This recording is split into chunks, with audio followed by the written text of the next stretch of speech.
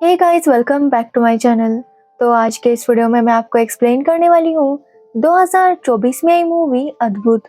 तो चलिए without wasting time movie का एक्सप्लेनेशन स्टार्ट करते हैं। मूवी स्टार्ट होती है डिटेक्टिव गजराज से, जिसे आज अवार्ड मिलने वाला था। एक्चुअली डिटेक्टिव ने एक मर्डर केस सॉल्व करने में पुलिस की मदद की थी, इसलिए उन्हें यह अवार्ड दिया जा रहा था। गजराज वो अवार्ड देने के लिए अपनी वाइफ और बेटे के साथ आया था। जिसके बाद जब गजराज को अवार्ड मिलता है तो मीडिया में से कुछ लोग उससे क्वेश्चंस करने लगते हैं। वो उससे पूछते हैं कि क्या उसने ऐसा कोई केस देखा है जिसमें उसका दिमाग भी हिल गया हो। अब ये सुनने पर गजराज कुछ टाइम के लिए खामोश होता है और रिपोर्टर से कहता है कि हर एक केस में एक अलग ही लॉजिक होता है। ये बोलकर गजराज वहाँ से चला जाता है। जिसके बाद कहानी 5 साल पहले चली जाती है, जहाँ पर हम डॉक्टर श्रुति और डॉक्टर आदित्य को देखते हैं, जो अपने नए घर में शिफ्ट हुए थे। उन दोनों की बातों से पता चलता है कि उन दोनों का रिलेशन अच्छा नहीं चल रहा था। मतलब आदित्य श्रुति से किसी बात पर नाराज था।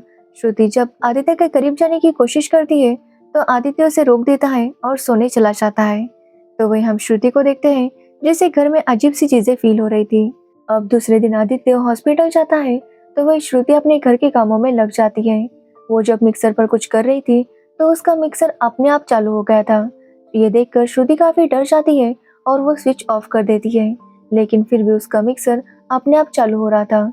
जिसके बाद उसके मिक्सर का जो बर्तन था वो उड़ता है और दीवार पर एक क्रॉस का निशान बन जाता है, जो देखने के बाद श्रुति काफी डर गई थी। जिसके बाद आदित्य डिटेक्टिव गजराज को बुलाता है। श्रुति गजराज को बताती है कि उसे यहाँ पर काफी अजीब फील हो रहा है। उसे ऐसा लग रहा था कि कोई उन्हें मारना चाहता है या उनके साथ कुछ बुरा करना चाहता है। जिस पर गजराज का कहना था कि अगर उन्हें इस तरह का डर लग रहा है तो उन्हें पुलिस को इन्फॉर्म करना चाहिए था। लेकिन श्रुति कहती है कि उनके साथ जो हो रहा है वो काफी ज्यादा अजीब था। वो गजराज को बताती है कि जब वो मिक्सी बंद कर रही थी तो मिक्सी अपने आप चालू हो रही थी, और जब बर्तन टूटा तो उसमें से एक क्रॉस बन गया। साथ ही जब वो दोनों अपने नए घर की शॉपिंग करने के लिए गए थे तो उनके ऊपर एक झूमर गिर रहा था। वो दोनों किसी तरह से बच गए, लेकिन वो झूमर गिरने के बाद उस क्रिस्टल से भी क्रॉस बन गया था। अब ये सब देखने के बाद गजराज समझ जाता है कि जरूर यहाँ पर कोई प्रॉब्लम है, इसलिए वो उन दोनों से कहता है कि अगर आइंदा ऐसा कुछ होता है तो वो उसे इन्फॉर्म करे। जिसके बाद गजराज अपने ऑफिस जाता है और अपने ऑफिस बॉय सोनू से कहता है कि वो रावत हाउस के 1 किलोमीटर रेडियस की मैप डिटेल्स लाने के लिए कहता है। जिसके बाद गजराज उसी शॉप में जाता है जहाँ पर आदित्य और श्रुति गए थे, और वहाँ पर जाकर सब कुछ छानबीन करने लगता है। जब वो वहाँ से बाहर आता है तो उसके पास एक आदमी आता है और उससे पूछने लगता है कि क्या वो उसकी मदद करे, लेकिन गजराज उसकी मदद लेने से मना कर देता है। जिसके बाद हम आदित्य और श्रुति को देखते हैं, जो आज बहुत ज्यादा खुश थे क्योंकि आज आदित्य का सेमिनार था। वहाँ पर गजराज भी आया था ताकि वो देख सके कि उनके साथ ये अजीब से हादसे क्यों होते हैं। अब जैसे ही आदित्य का सेमिनार शुरू होता है, वहाँ पर अजीब सी आवाजें आने लगती है, जो सुनने के बाद सभी लोग काफी शॉक थे। तभी गजराज देखता है कि सेमिनार हॉल के पंखे काफी तेज घूम रहे थे। ये देखने पर वो सोनू से कहता है कि वो पंखे बंद कर दे, लेकिन जब सोनू फैन ऑफ करता है फिर भी वो फैंस घूम रहे थे। तभी एक फैन आदित्य और श्रुति की तरफ जाता है, लेकिन वो दोनों किसी तरह से बच जाते हैं, और गजराज देखता है कि वहाँ पर क्रॉस बन गया था। जब गजराज लोगों को देखने लगता है तो उसे एक लड़की पर शक होता है, क्योंकि बाकी सारे लोग बाहर की तरफ भाग रहे थे तो वही वो लड़की पीछे मुड़कर देख रही थी। तभी गजराज को याद आता है कि इस लड़की को उसने पहले भी देखा था। गजराज को याद आता है कि उसने उस लड़की को पहले चर्च में देखा था, इसलिए वो सोनू से कहता है कि इस लड़की के बारे में सब कुछ पता करे। जिसके बाद गजराज उस लड़की की फोटो लेकर चर्च में जाता है और फादर से उस लड़की के बारे में पूछने लगता है। तो फादर बताते हैं कि उस लड़की का नाम मैरी मैथ्यू है, जो कि एक फाउंडेशन के लिए काम करती थी। उस फाउंडेशन का नाम था आशा फाउंडेशन, और वो फाउंडेशन एक्सीडेंट में इंजर्ड हुए पेशेंट्स की मदद करते थे। जिसके बाद गजराज ऑफिस आता है तो सोनू भी उसे यही सब बताता है, लेकिन गजराज कहता है कि उसे मेरी के बारे में सारी डिटेल्स चाहिए, जैसे कि वो दिन भर कहाँ जाती है और क्या क्या करती है। और गजराज खुद मेरी से मिलने चला जाता है। वो उससे पूछता है कि वो उस दिन सेमिनार में क्या कर रही थी। तो मेरी बताती है कि उनका आशा फाउंडेशन किसी क्लिनिक के साथ जुड़ना चाहता था, इसलिए मेरी उस सेमिनार में गई थी। अब ये सब सुनने के बाद गजराज उससे पूछता है कि क्या वो आदित्य रावत को जानती है, जिस पर मेरी कहती है कि वो उसे नहीं जानती। अब गजराज आदित्य के पास जाता है और उसे मेरी के बारे में पूछता है, लेकिन आदित्य भी उसे यही बताता है कि वो किसी मेरी को नहीं जानता। तो वही सोनू कंटिन्यूअसली मेरी पर नजर रख रहा था, लेकिन मेरी अपने घर से आशा फाउंडेशन जाती, फिर चर्च और चर्च से घर। लेकिन एक दिन गजराज देखता है कि मेरी और आदित्य एक दूसरे के सामने आ जाते हैं। वो दोनों कुछ बातें करते हैं, जिसके बाद आदित्य अपनी कार लेकर वहां से जाने लगता है। तो वही मेरी आगे जा रही थी, लेकिन तभी वो अचानक से रुक जाती है और आदित्य की कार के पीछे जोर से भागने लगती है। ये देखने के बाद गजराज को थोड़ा डाउट था कि आखिर मेरी आदित्य की कार के पीछे क्यों भागी। इसलिए वो फिर से आदित्य के पास जाता है और उसे मेरी के बारे में पूछने लगता है, लेकिन आदित्य अभी भी यही कह रहा था कि वो मेरी को नहीं जानता। जिसके बाद गजराज उसे मेरी की फोटो दिखाता है और वो देखने पर आदित्य कहता है कि ये मेरी नहीं है, बल्कि अंजलि मल्होत्रा है, राय मल्होत्रा की बेटी, जो कि एक बहुत बड़े बिजनेसमैन थे और वो लोग आदित्य के फैमिली फ्रेंड थे। अब ये सुनने के बाद गजराज काफी शॉक था, क्योंकि वो जिस लड़की को मेरी समझ रहा था वो तो अंजलि मल्होत्रा थी। जिसके बाद गजराज उसके बारे में गूगल करता है, तो वो अंजलि मल्होत्रा के कुछ फोटोज देखता है। एक्चुअली मेरी और अंजलि दोनों दिखने में बिल्कुल सेम टू सेम थी। इसलिए गजराज अंजलि मल्होत्रा के बारे में सब कुछ पता करने में लग जाता है। तभी फिर से वो बूढ़ा आदमी गजराज के पास आता है और उसे कहता है कि वो जानता है कि गजराज टेंशन में क्यों है। गजराज यही सोच रहा था कि आखिर ये लड़की मेरी हो या अंजलि, लेकिन वो आदित्य और श्रुति के पीछे क्यों पड़ी है। अब ये सुनने पर गजराज फिर से उस आदमी को वहां से जाने के लिए कहता है। यहाँ पर हमें पता चलता है कि वो बूढ़ा आदमी कोई और नहीं बल्कि गजराज के पापा थे, जिनकी डेथ हो गई थी। लेकिन गजराज अक्सर केस सॉल्व करते हुए उन्हें इमेजिन किया करता था, क्योंकि उसके पापा भी डिटेक्टिव थे और उनके साथ रहते हुए ही गजराज भी डिटेक्टिव बन गया था। जिसके बाद हम आदित्य को देखते हैं, जो हॉस्पिटल से घर आता है। तभी वो देखता है कि उसके घर में खून वाले पैरों के निशान थे। ये देखकर आदित्य काफी डर गया था और जब वो ऊपर जाकर देखता है तो वो देखता है कि श्रुति काफी अजीब से बिहेव कर रही थी। अब आदित्य किसी तरह से उसे कंट्रोल करने की कोशिश करता है, लेकिन श्रुति वहां से भागने लगती है। ये देखने पर आदित्य भी उसके पीछे जा रहा था। तो वही गजराज को भी सोनू से पता चलता है कि आज मेरी प्रोटेस्ट करने के लिए गई है। अब ये सुनने के बाद गजराज समझ जाता है कि जरूर वहाँ पर कोई प्रॉब्लम होगी, इसलिए गजराज भी वहाँ पर जाता है। तो वो देखता है कि श्रुति एक ट्रक के सामने खड़ी थी। वो ट्रक श्रुति को उड़ाने ही वाला था कि गजराज किसी तरह से श्रुति को बचा लेता है। जिसके बाद आदित्य और वो श्रुति को घर लेकर आते हैं और डॉक्टर को बुलाते हैं।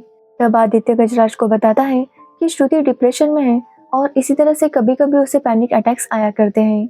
ये सुनने के बाद गजराज आदित्य को डांटने लगता है कि उसे ये बात पहले उसे बता देनी चाहिए थी। जिसके बाद डॉक्टर आदित्य को बताती है कि श्रुति प्रेग्नेंट है। जो सुनने के बाद आदित्य काफी शॉक था। वो श्रुति के पास जाता है और उसे पूछने लगता है कि जब वो दोनों इंटीमेट ही नहीं हुए थे तो श्रुति प्रेग्नेंट कैसे हो गई। तो श्रुति बताती है कि उस दिन आदित्य जब ड्रिंक करके आया था तब वो दोनों इंटीमेट हुए थे, इसलिए आदित्य को इसके बारे में ज्यादा कुछ याद नहीं था। लेकिन अब श्रुति प्रेग्नेंट थी और वो काफी खुश थी, लेकिन आदित्य खुश नजर नहीं आ रहा था।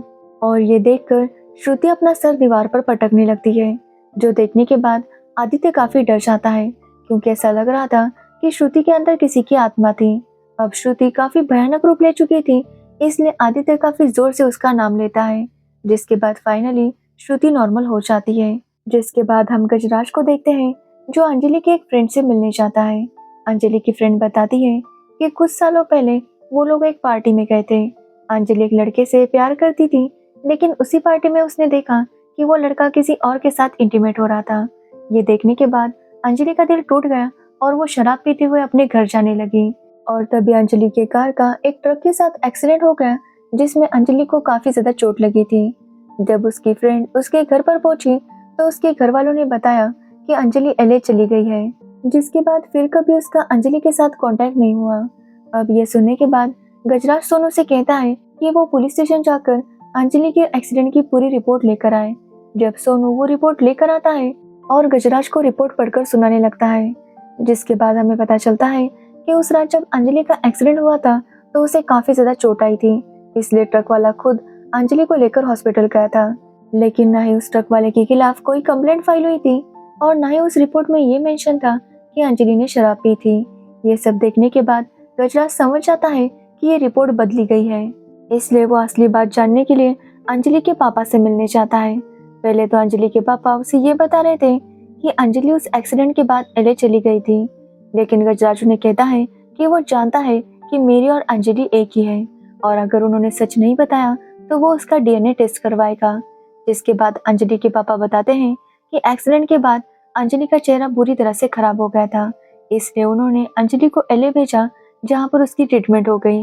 ट्रीटमेंट के बाद जब वो इंडिया वापस आई तो उसने अपनी पहचान बदल दी, क्योंकि वो अपनी लाइफ की नए से शुरुआत करना चाहती थी, इसलिए वो मेरी बनकर लोगों की सेवा करने लगी।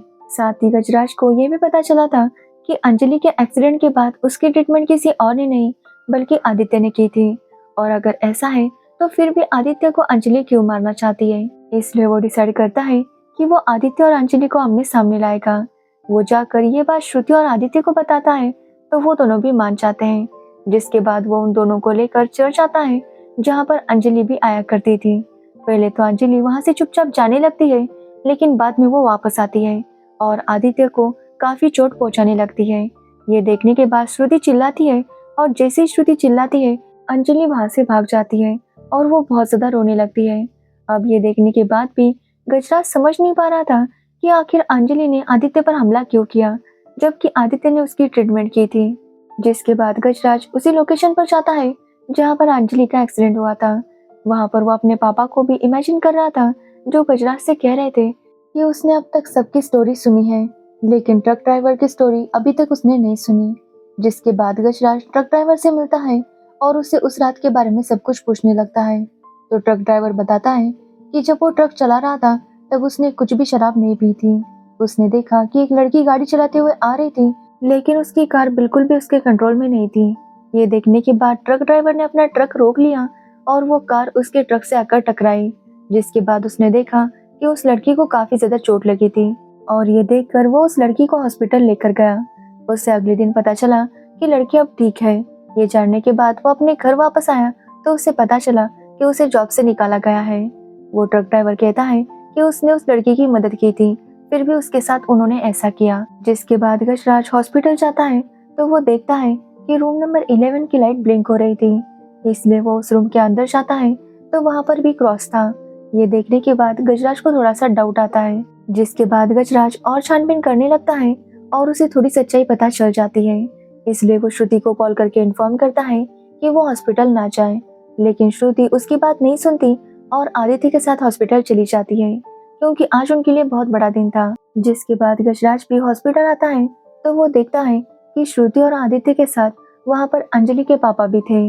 उन तीनों को साथ में देखकर गजराज कहता है कि अब वो सब कुछ समझ चुका है। तभी वहाँ पर लाइट ब्लिंक होने लगती है और हम अंजलि को देखते हैं, जो काफी गुस्से में वहाँ पर आ रही थी।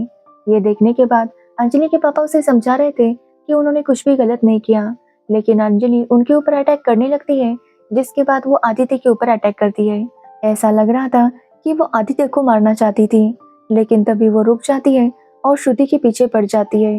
अब अंजलि श्रुति के ऊपर वार करने वाली थी कि गजराज उसे रोकता है और उसे बताने लगता है कि श्रुति प्रेग्नेंट है और वो उसके बच्चे को कुछ भी होने नहीं देगा, लेकिन अंजलि उसकी बात नहीं सुनती और श्रुति को पीटने लगती है। तभी गजराज वहाँ पर एक बूढ़े कपल को लेकर आता है, जो अंजलि को एमी कह के बुलाते हैं और उसे कहते हैं कि वो ऐसा ना करे, उसे छोड़ दे। ये सुनने के बाद अंजलि रुक जाती है और जोर जोर से रोने लगती है। यहाँ पर हमें पता चलता है कि अंजलि की बॉडी में एमी की आत्मा थी और जो ओल्ड कपल था वो एमी के मम्मी पापा थे। उनके कहने पर ही एमी ने श्रुति को छोड़ दिया था। जिसके बाद गजराज आदित्य और श्रुति से कहता है कि अंजलि के अंदर एमी मैथ्यूज की आत्मा थी, इसलिए अब वो दोनों सब कुछ सच बता दें, नहीं तो उनके साथ अच्छा नहीं होगा। जिसके बाद हमें पता चलता है कि जब अंजलि का एक्सीडेंट हुआ था तो उसे उसी हॉस्पिटल में लाया गया था जहाँ पर आदित्य और श्रुति थे। वहाँ पर अंजलि के पापा आए और उन्होंने आदित्य से कहा कि वो किसी भी हालत में अंजलि को बचा ले, लेकिन आदित्य ने बताया कि अंजलि का हार्ट बहुत ही बुरी तरह से डैमेज हो चुका है, इसलिए उसके बचने के चांसेस काफी कम थे। जिस पर अंजलि के पापा ने कहा कि अगर आदित्य ने अंजलि की जान बचाई तो वो आदित्य को काफी सारे पैसे देंगे, साथ ही ये हॉस्पिटल भी उसे खरीद कर दे देंगे, क्योंकि वो बहुत ज्यादा अमीर थे। अब ये सुनने के बाद भी आदित्य उन्हें मना कर रहा था, लेकिन श्रुति उससे कहती है कि वो अंजलि की जान बचा सकते हैं। श्रुति का कहना था कि उनके यहाँ जो एमी नाम की पेशेंट है वो 7 महीने से कोमा में थी, इसलिए वो लोग उसका हार्ट निकालेंगे और अंजलि को लगा देंगे। अब ये सुनने के बाद आदित्य श्रुति को डांटने लगता है कि वो लोग ऐसा नहीं कर सकते। वो श्रुति को समझाने लगता है कि एमी की बॉडी थोड़ी थोड़ी इम्प्रूवमेंट्स दिखा रही है, यानी कि वो बाद में होश में आ सकती है। लेकिन श्रुति कहती है कि वो कोई भी इम्प्रूवमेंट नहीं दिखा रही, इसलिए उन्हें उसका हार्ट अंजलि को लगाना चाहिए। इसलिए श्रुति जाकर खुद एमी का ऑक्सीजन बंद कर देती है, जिसके बाद उसका हार्ट निकाल कर अंजलि को लगा देती है। और उन्हें ये सब करता हुआ एमी की आत्मा देख रही थी। अब एमी का हार्ट अंजलि को लग गया था और उसकी जान बच गई थी, लेकिन एमी की मौत हो चुकी थी। जिसके बाद एमी की आत्मा ने अंजलि को पोजेस किया और वही सब काम करने लगी जो एमी किया करती थी, जैसे कि इंश्योर्ड पेशेंट्स की मदद करना और अपने मम्मी पापा का ख्याल रखना। लेकिन जब उसने श्रुति और आदित्य को फिर से देखा तो वो उनकी सच्चाई सबके सामने लाना चाहती थी, इसलिए वो उन्हें इस तरह से डरा रही थी। अब ये सब सुनने के बाद गजराज उन तीनों को डांटने लगता है कि कैसे वो लोग एक मासूम लड़की को मार सकते हैं। तो वही एमी की आत्मा अब अंजलि की बॉडी को छोड़कर चली गई थी, जिसके बाद वहां पर पुलिस आती है और उन तीनों को पकड़ लेती है। अब कुछ मंथ्स बीत जाते हैं और श्रुति को जेल में ही एक बेटा होता है, जिसे वो गजराज को दे देती है। यानी कि मूवी के स्टार्ट में जो लड़का गजराज और उसकी वाइफ के साथ फंक्शन में आया था, वो श्रुति और आदित्य का बेटा था। और इसी के साथ ये मूवी एंड हो जाती है। तो ये थी अद्भुत मूवी की स्टोरी। अगर आपको इस मूवी की स्टोरी और मेरा एक्सप्लेनेशन अच्छा लगा हो तो वीडियो को लाइक कमेंट शेयर जरूर करना और मेरे चैनल को सब्सक्राइब करना बिल्कुल मत भूलना। Thanks for watching video.